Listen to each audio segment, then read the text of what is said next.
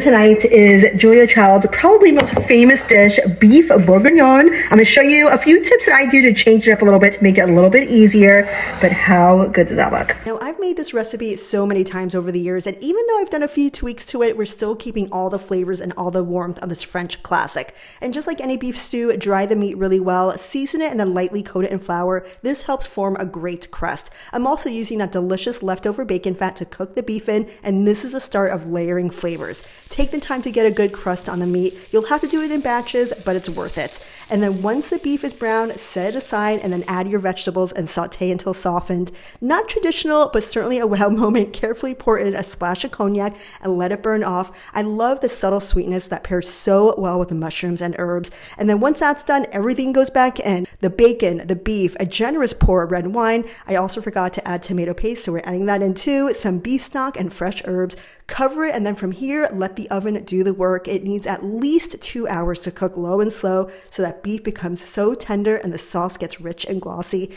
And then while that's working, work on the mushrooms and pearl onions. Now, Julia cooks them separately in her original recipe, but if you can find frozen pearl onions, it cuts the time in half. And once the stew is done, add those buttery mushrooms right back to the stew and give everything a gentle stir. Serve alongside creamy mashed potatoes to soak up that luxurious red wine sauce, and pour yourself a glass of red wine. It doesn't get any more decadent than this. How good does that look?